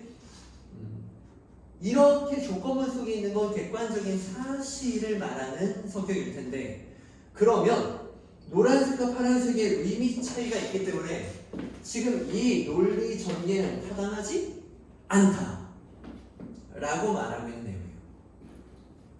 네. 그래서 결론 Q이다의 참을 보장하지 않는다 라는 것이 기억의 주장입니다. 오케이. 지금 이렇게 말하는 건 기억이라는 애들이 말하는 거야. 오케이? 질문 사고력 테스트 A어가 기억을 만나면 A어는 기억과 싸울까? 기억과 술집 갈까? A어가 기억을 만났어요. 오케이? 그럼 A어는 이 새끼 아니라니까 이렇게 말할까? 말이 통할 것 같은데요? 저랑 얘기 좀 할까요? 이렇게 할까? 통할 것 같죠. 그렇죠? 오케이? 오케이. A어도 조건문 속에 뭐 이런 말까지는 안 했지만 그래 내 말이 그렇지? 나쁘다라는 용어가 또는 뭐 맛있다라는 용어가 옳다라는 그런 용어들이 언제나 노란색으로만 쓰인다고 착각하는 사람들이 있는데 아니야. 파란색으로 쓸 수도 있고 노란색의 의미로 써놓고 그거를 도덕적이고 주관적이고 감정적인 용어인 것처럼 착각하는 사람들도 있어. 그래 이 말과 이 말의 뜻이 다르다라는 말은 네 말, 나는 공감해. 그렇지? 나는 공감해. 이렇게 말한다는 거지. 진짜 선호를 말하는 건 이런 거야. 이런 건 선호를 말하는 게 아닌 거지. 그렇지? 이거 객관적인 용어인 거지. 그래. 너랑 나랑 많이 좀 통하겠다. A어는 그럴 거예요. 그렇죠? 자, 기억 다음 문장. 전건 긍정식인 표절은 나쁘다면 표절을 돕는 것은 나쁘다. 표절은 나쁘다? 따라서 표절을 돕는 것은 나쁘다. 라는 논증은 직관적으로 타당해 보인다. 야, 지금 똑같아. 귤이 맛있다 여기다가 표절이 나쁘다면 이라고 바꿨을 뿐이야. 약간 주관적인 선호도의 문장을 약간 도덕적인 문장으로 바꿨을 뿐이야. 표절이 나쁘다면 표절 돕기도 나쁘다. 그런데 표절이 나쁘다. 전건이 맞으면 그러므로 표절 돕기도 나쁘다. 구조 똑같아. 구조 그렇게 해서 연습해야 돼. 그렇지? 똑같은데 이게 똑같게 보여야 쉽게 있지. 그렇지? 아까 말 똑같이 한 번 더 하고 있네? 다만 용어가 선호도의 용어에서 약간 도덕적인 용어로 바뀌었을 뿐이지 원리는 똑같은 거야. 오케이. 얘는 직관적으로 타당해 보이는데 그 착각이라는 거지. 하지만 표절은 나쁘다가 감정을 표현했다면 여기 표절이 나쁘다가 이거 감정을 표현한 파란색인 것 같은데? 여기서 표절이 나쁘다면 이거는 감정을 표현하는 게 아니라 사회적 사실을 이 사회는 표절을 배척하는 그런 문화가 있다. 그렇지? 이 사회는 표절하는 사람을 저작권법을 어겼다고 해서 벌금을 때리고 그런다 라는 사실을 말하는 것 같은데 그러면은 이거와 이거는 의미가 다르니까 겉보기에는 직관적으로 타당해 보이는 것 같지만 3단 논법이 맞는 것 같지만 사실은 그렇지 않아. 이렇게 주장을 하는 거예요. 예, 타당하지 않다고 해야 한다. 그러므로 A어의 윤리학 견해를 고수하려면 도덕 문장을 포함하는 정권 긍정식의 타당성을 부정해야 돼. 그래, A어 같은 사람들 전권 긍정식에서 타당성을 부여할 텐데 도덕 문장은 그러면 안 돼. A어는 그렇게 볼 거라는 거지. 도덕 문장을 다루는데 왜 전권 긍정식이고 타당성이고 갑자기 왜 논리가 나오나 이렇게 말을 할 거란 말이야. 또는 전권 긍정식은 도덕 문장을 포함할 수 없다. 전권 긍정식 노란색으로 도덕 문장을 다룰 수는 없는 거야. 너희는 왜 파란색을 노란색으로 다루려고 하니? 부질없는 짓이야. A어는 그렇게 말할 거라는 거지. 근데 여기에 대해서 헨크스는 다음과 같은 논의를 했다. 자, 이쪽 이제 지워도 되죠? 뭐 촬영도 되고 있으니까. 야, 스탑. 여기까지 파란색, 노란색으로밖에 한 게 없어. 이런 지식이 좀 준비되어 있다. 오케이? 이런 스키마가 되어 있다. 내가 생각하는 여러분의 고비는 여기 헨크스 쪽이었거든. 이 앞까지는 쉽게 읽히는 게 좀 정상적인 것 같고, 자, 이제 헨크스라는 사람이 말하는 여기에 대해, 이 의견에 대해 얘네는 좀 짝짝꿍이 잘 맞을 것 같고요. 헨크스가 뭐라고 했냐면, 그리고 이제 A 파트입니다. 표절은 나쁘다 라는 문장은 표절이라는 대상에 나쁨이라는 속성을 부여하는 내용을 가진다. 속성을 부여하는 내용을 가진다. 속성을 부여하는 내용. 이게 정언명제라는 말이야. 사람은 죽는다. 사람은 죽는 존재이다. 그렇지? 남자면 사람이다. 사람한테는 죽는 속성이 들어있는 거야. 이렇게 속성이 부여된다는 것 자체가 논리 전개를 시작했다는 거야. 3단 논법을 시작할 준비를 했다는 거지. 그렇지? 그리고 화자의 문장 진술은 그 내용과 완전히 무관할 수는 없기 때문에, 좀 완전히 무관하기도 쉽지 않지. 당연하죠. 넘어가면 돼. 그런 문장은 단독으로 진술되는, 자, 앞에를 읽었던 사람은 단독으로 진술된다는 말에서 어디가 떠올라야 돼? 그치? 전제투가 떠올라야 되는 거지. 그렇지? 단독으로 진술되는 그렇지 않든 이라는 말은 조건문 속에 들어있을 때를 말하는 거지. 얘는 공통점을 주목하네요.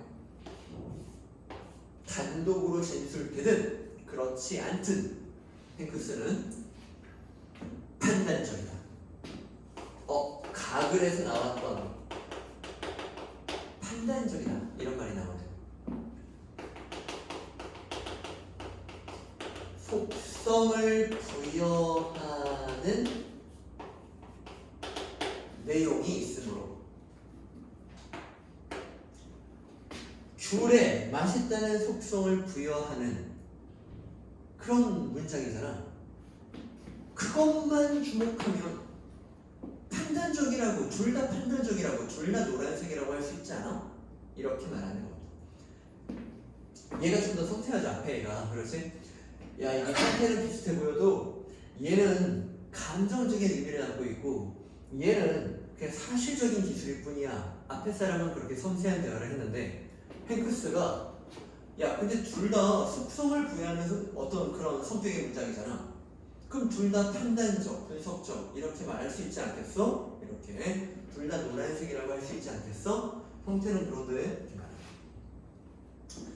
문장이 판단적이라는 것은 대상의 속성을 부여하는 내용을 지니는 것이 그 문장의 본질이라는 것이다. 이 판단적, 속성을 부여하는 내용, 이런 본질을 가지고 있다는 거지. 이렇게 겉과 본질이 다를 때 본질은 노란색이야 이렇게 말하는 거예요.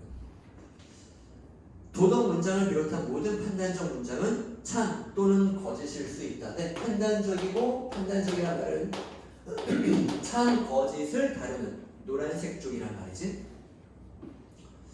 오케이. 조건문에 포함된 문장도 판단적이라는 점에서 단독으로 진술될 때와 내용의 차이가 없다. 둘 다 똑같이 노란색이다. 이렇게 내용의 차이가 없다. 행크스는 그렇게 주장했대요.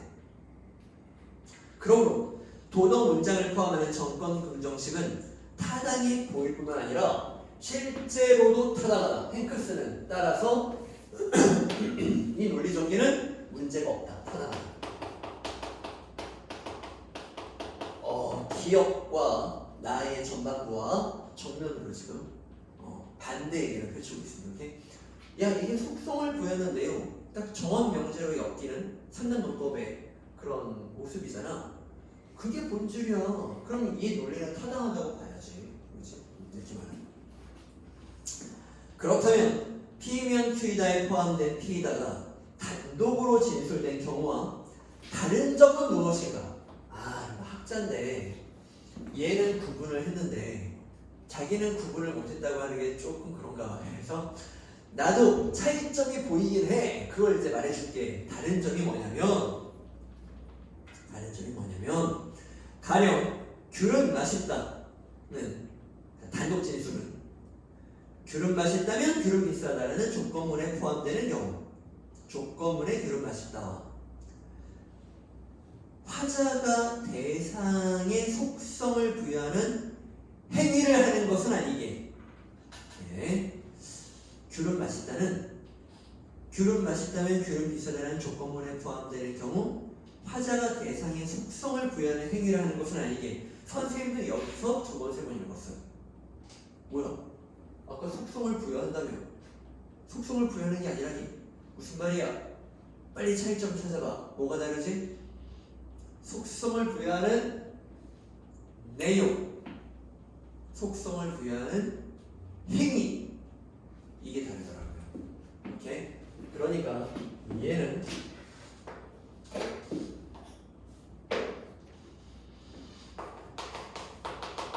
속성을 부여하는 행위를 한 건 아니기. 공차. 오케이?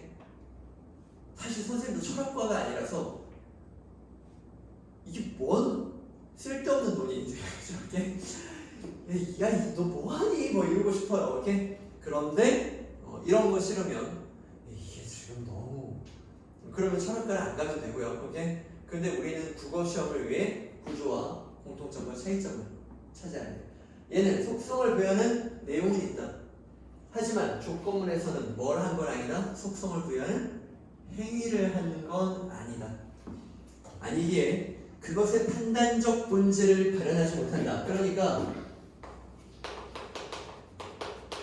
판단적 본질이 있는데 행위가 없었으므로 뭐는 안 된다고요?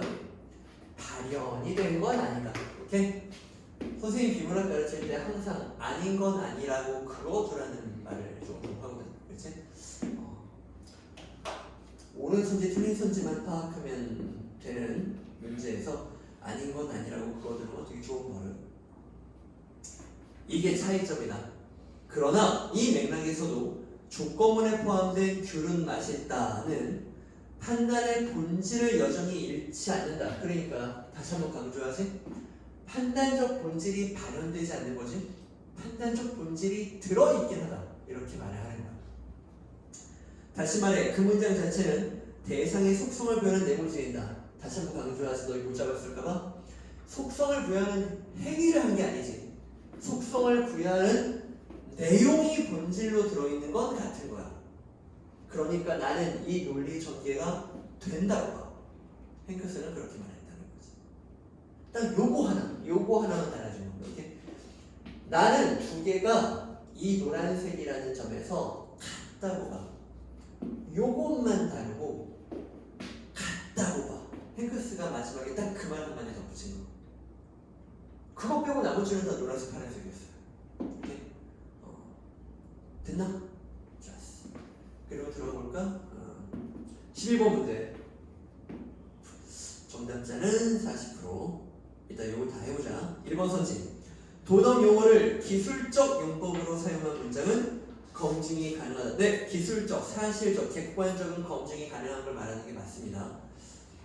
2번 표현적 용법 파란색이요. 활용한 도덕 문장은 자신의 감정을 표현하는 문장과 동일한 의미를. 네, 표현적은 감정을 표현한다는 게 맞습니다. 3번 주어와 수어의 의미 관계를 통해 어떤 문장을 검증하는 것이 논리적인 노란색 쪽이죠. 그건 분석적 문장인데 합리적인 그런 맞물림으로 논증을 해가는 게 분석적 문장 맞습니다. 연역 주관식이죠.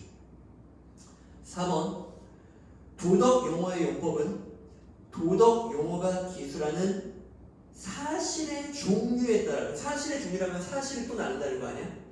사실의 종류에 따라 기술적 용법과 표현적 용법. 자, 사실의 종류에 따라 기술적 용법과 표현적 용법이 그 하위로 들어가는 게 아니라 표현적인 기술적 용법과 대등하게 가는 거예요. 차이 알겠어요? 구조화를 그대로 할 수 있는지를 물어본 거야. 사실적 용법의 종류에 따라 이 말대로 하면 이런 말이죠. 사실적 용법의 종류에 따라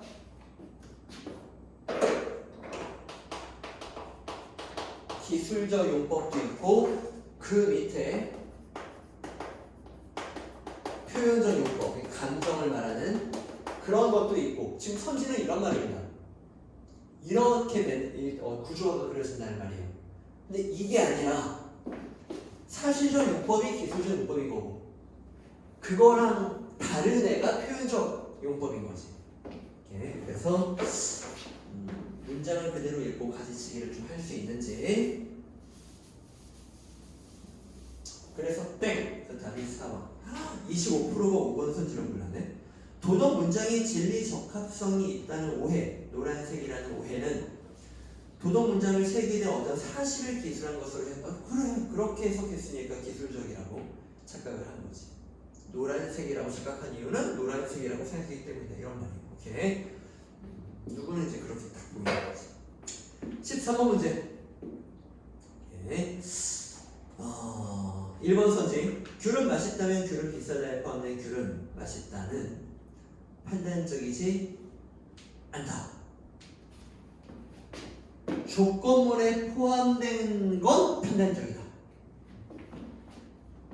오케이. 근데 A잖아. 행크스잖아. 얘는 조건문에 포함됐든 단독이든 둘 다 판단적이다. 얘는 그렇게 말하는 거지. 행크스는.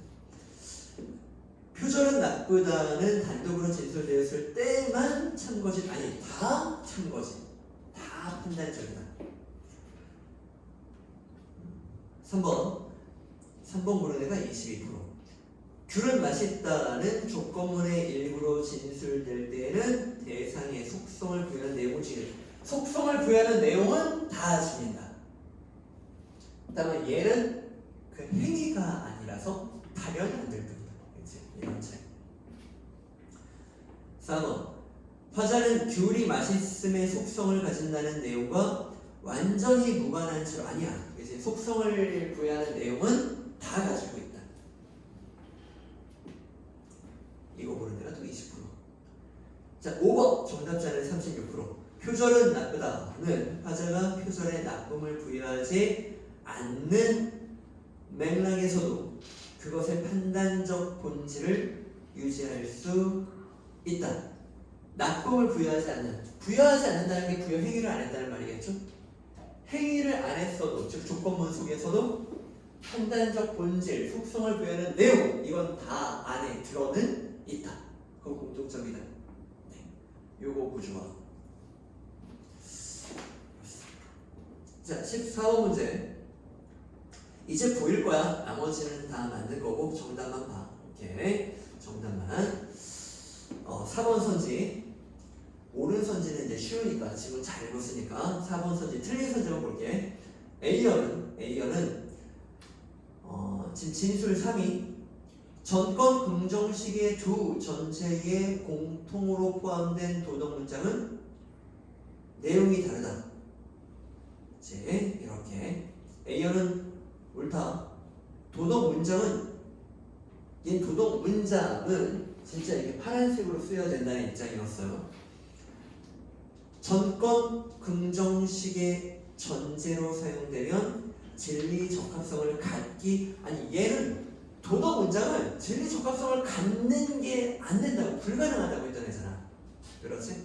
진리 적합성. 도덕 문장은 도덕 용어를 기술적 사실로 잘못 생각하는 사람들이, 쓰는 사람들이 있는데, 도덕 용어를 제대로 쓴 도덕 문장은 진리 적합성 노란색을 갖지 않아. 이게 에이어가 주장하는 하나야. 그렇지? 그러니까 네. 그래서 답은 4.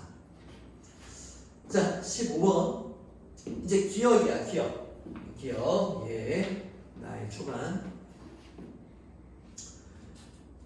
에이어의 윤리학 견해가 옳다면, 에이어가 맞다면, 전권 긍정식이 직관적으로 타당해 보이게, 아니지, 땡. 야, 이거 얼마나 쉬워 보이지? 에이어가 맞다면, 전권 긍정식이 직관적으로 타당해 보이게 된다는 점에서 기억은 에이어의 비판이 된다.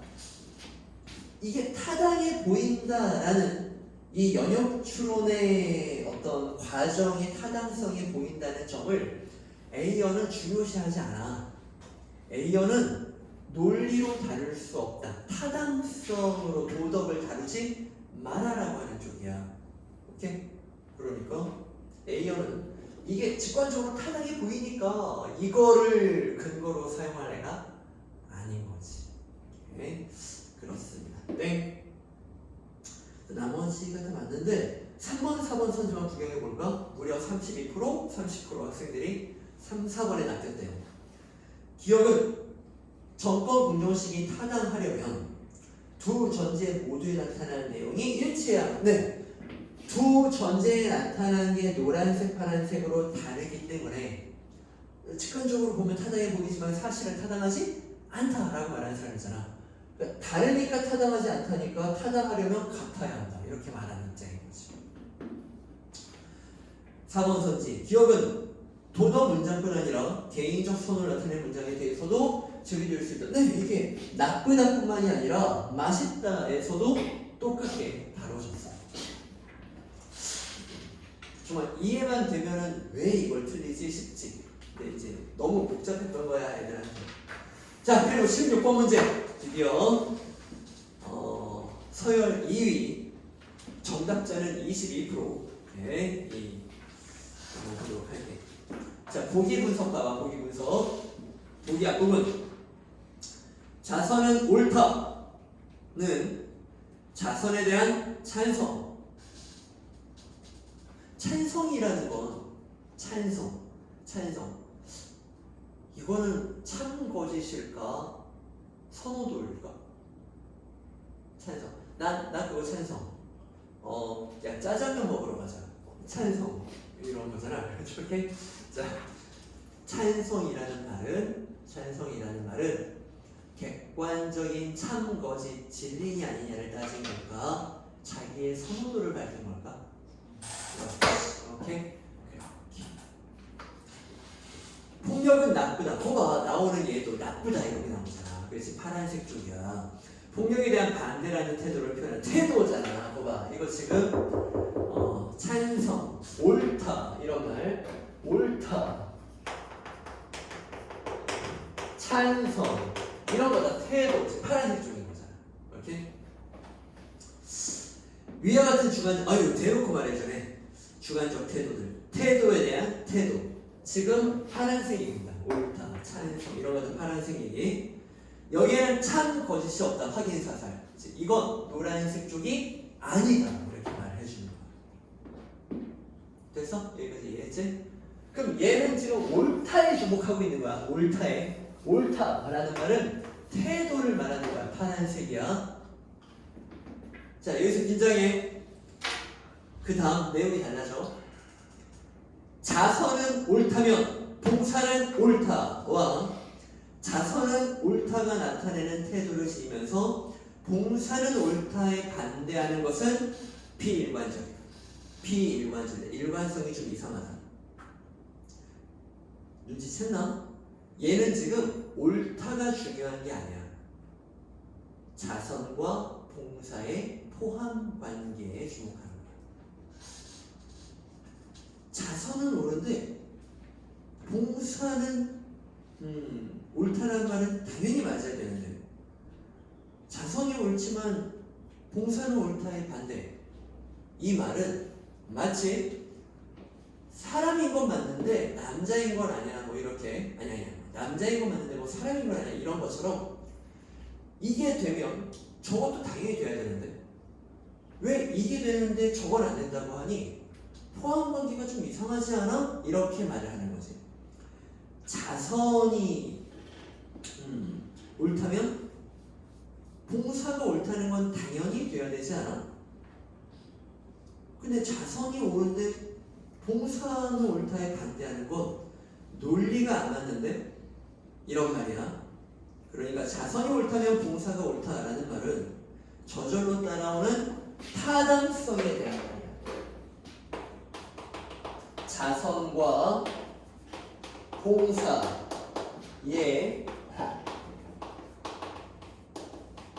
포함 관계를 따져서 타당성을 따진다는 건 파란색 용어야, 노란색 용어야? 타당성을 따지는 거잖아. 노란색 쪽인 거지. 선생님이 아까 말한 남자니까 사람이다. 오케이. 사람이니까 남자다. 아이 그거 미안이고. 예? 그렇게 말을 하는 거야. 이해된? 그러니까 이건 보기 후반부는 옳다라는 단어가 태도를 말하는 단어 이게 아니야. 예? 자선이 옳다고 해놓고 봉사는 안 된다고 하면 그건 좀 논리적으로 이상하지 않아? 이렇게 말을 하는 내용이야. 이해된? 이렇게 두 개가 좋게가 됐어요. 자, 1번 선지. 도덕 문장이 태도, 감정을 표현한다는 주장은 파란색 용어로 다루는 거죠. 도덕 문장을 포함하는 조건문이 태도에 대한 태도를 표현한다는 보기의 주장과 태도에 대한 태도, 옳다에 옳다, 태도에 대한 태도 다 파란색인데요? 상충하는 것. 왜 상충해요? 그렇죠? 다 통하는 말이지. 이해돼? 그렇습니다. 2번은 파란색, 노란색 그 얘기가 아니었습니다. 2번 선지만. 근데 애들이 잘 안 낚였더라고. 애들 고른 애들 많이 없더라고. 2번 선지는 타당성이 전제와 결론의 참에 의해 규정된다는 것. 타당성의 논제가 나타난 태도 사이의 관계. 그러니까 전제 결론의 타당성, 이 전제 결론의 요 타당성의 이제 그 전제 결론의 참이냐 거짓이냐. 요게 참이고 요게 참이면 요게 참이다 이렇게 참 거짓에 의해 타당성이 결정된다는 의견은 여기 지금 이 관계 포함 관계 이 관계에 의존하는 것과 좀 다른 얘기다 이런 얘기거든. 그러니까 애들이 이 복잡한 걸 잘 못해도 그냥 그렇지 근거가 다르니까 다른 얘기겠지. 그래서 이거는 많이 안 남긴 것 같아. 애들이 많이 남긴 건 3번에 21%, 4번에 28%, 3, 4번 선지를 보고 비문학은 엔딩하자. 무엇이 윤리적으로 옳고 그른지에 대한 객관적 기준을 세워야 한다는 주장은 노란색 쪽. 도덕 문장은 찬성과 반대라는 주관적 태도를 나타낸다는 보기의 주장과 상충하지. 그렇지? 노란색으로 다뤄야 한다는 말을 파란색으로 다뤄야 한다는 주장과 상충하잖아. 네, 이렇게 나오는 거예요. 자, 4번 선지 28%도 올랐대. 귤은 맛있다가 귤에 대한 화자의 선호도 파란색. 그 주장은 자선은 옳다가 찬성. 아까 내가 너희한테 물어본 거. 나 그거 좋아. 이거 찬성. 이것도 선호도예요. 짜장면 먹자. 찬성. 그렇지? 나 반대. 난 짬뽕. 뭐 이런 거. 이거는 선호도예요. 오케이? 그래서 상충하지 않는군. 네, 상충하지 않아요. 이해는? 좋았어. 좋아. 나머지는 연구해봐. 와, 진짜 자세히 했다. 그렇지? 오케이. 문학은 좀 가볍게 할까? 휴식이 필요한 사람. 휴식. 됐어? 오, 웬일이야? 평가원 시험 한번 보더니 애들이 바뀌었어요. 저번만 해도 좋아요 많이 했을 텐데 괜찮네. 좋았어. 문학 해석을 좀 합니다.